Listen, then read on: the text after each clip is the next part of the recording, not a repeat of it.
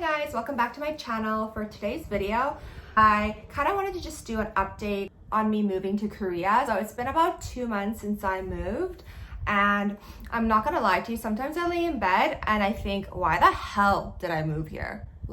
And then some days I will walk around this neighborhood and the streets around me, and then I'll be like, wow, I'm so proud of myself. I can't believe I moved here. Still adjusting to moving halfway across the globe.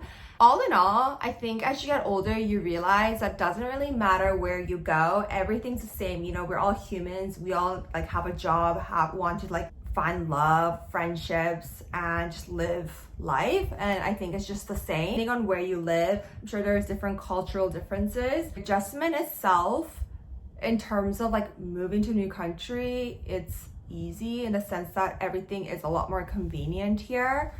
I definitely have gotten better at just hanging out by myself. So as you've seen in the vlogs, gone to eat by myself. I have tried to go to the actual restaurants where typically you don't eat by yourself. So I've gotten comfortable with hanging out by myself. So I'm just gonna push myself to do things more and more each day. Besides my little quick update, I kind of wanted to share with you 9 things I've learned living in Korea.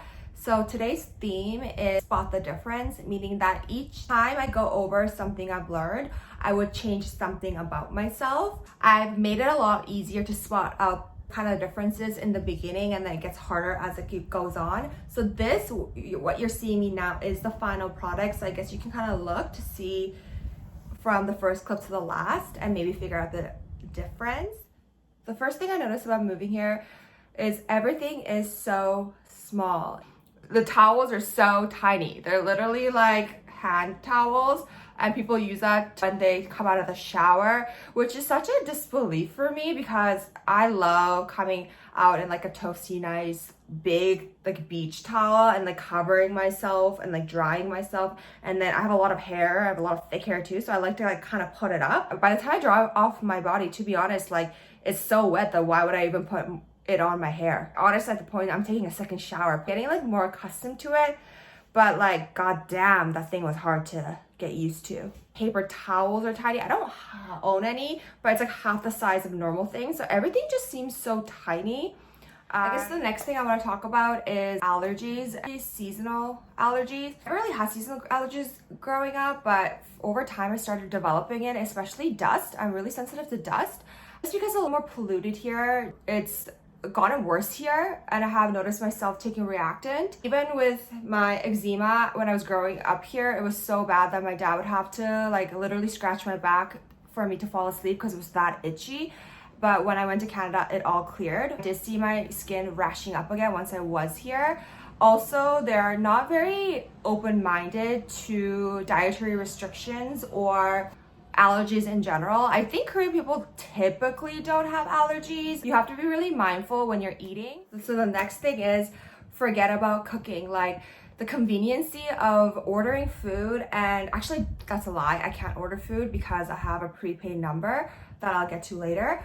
The conveniency of just buying food and how inexpensive it is. You can go to a convenience store and totally eat a pretty good meal for 10 bucks, or you can even go to restaurants and have an actual meal for $7. If you do end up moving to Korea, do not buy a lot of cookware and stuff like that, because I kid you not, you probably won't be cooking. I thought I would be cooking a little bit too, because at the beginning I was very eager, I was gonna cook.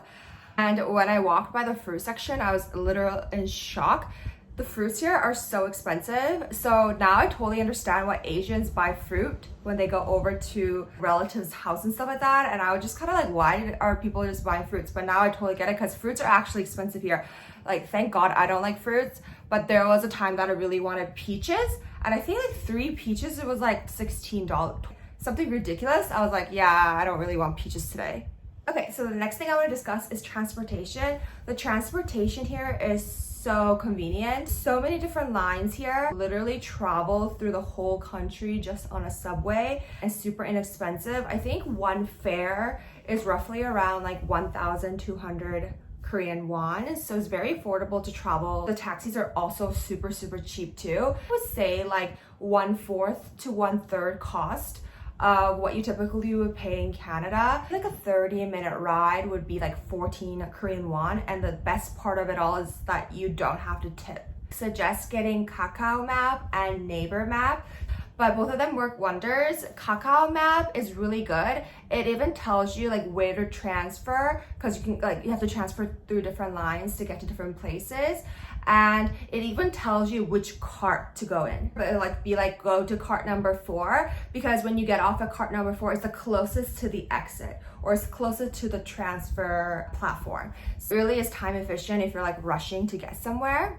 The subway system does close pretty early. I believe it closes around like 11:30ish. Be mindful if you want to go out that you probably have to taxi, but yeah, don't worry, because it's really, really cheap. Between April to July, there's a thing called monsoon. It's super humid, and it's like the rainy season of Korea. If you have a fan, you need an AC.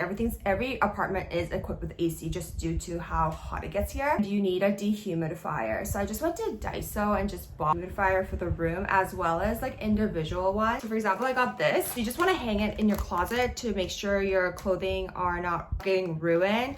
And there's ones for like bed sheets, there's ones for pillows, and just a bunch of things. Okay, so the next thing I want to mention is the food here. So the food here is a lot more different than what you would see. Countries take inspiration from other countries, interpretation of what they think the food is. So for example, like pastries and bakeries, I've gone to a couple of them, and I just feel like a croissant is not as flaky as what I would see in Canada, but here it's just like soft. There is no flakes. But my mom was actually talking to the bakery owner, and he told us that he actually did make it like that before, but Korean people, the taste palette, they don't like it. So he kind of modified it to meet like the taste palette of Koreans.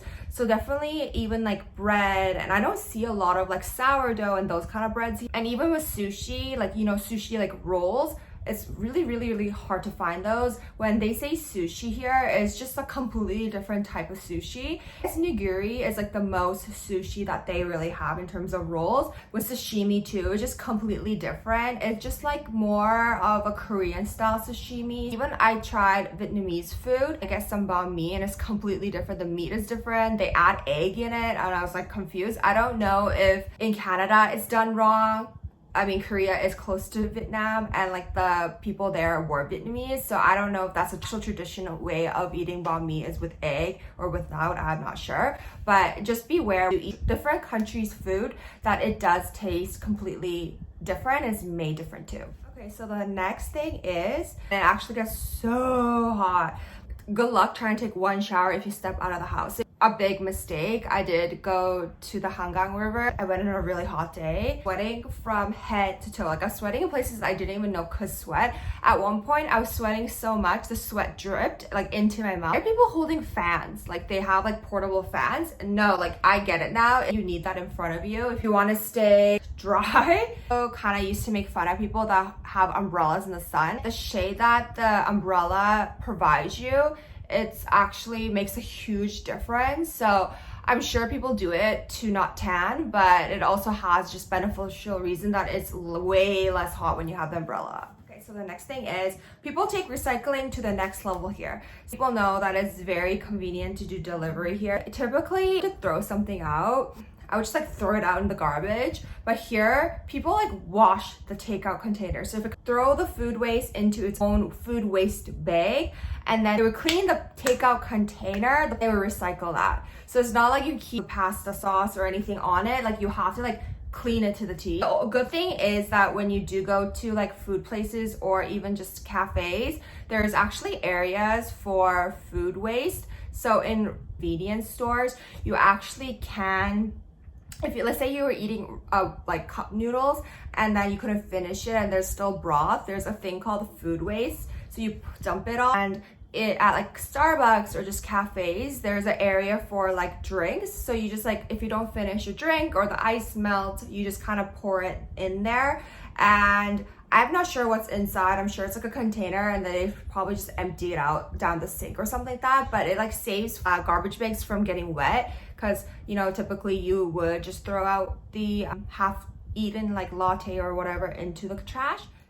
Okay, so last but not least, I noticed just how everything is so quick here and very communicative. In Korea, everything is used through your phone number. So very important to get a phone number. I prepay like data that I need and then I can just use it up. I get a Korean number and I can obviously make calls to people in Korea, but it's actually not an official number. So for example, I can't get delivery and I can't buy tickets online. That's like the difficulties, I guess. So if you're thinking of doing a prepaid or thinking of getting an actual phone plan, if you're planning to stay here for a while, I would go for the phone plan just because you have more leverage in doing a bunch of more things. If you're watching this video, I hope you learned a thing or two about Korea if you were thinking of visiting or moving here. As always, please like this video and subscribe, and I'll see you on Saturday.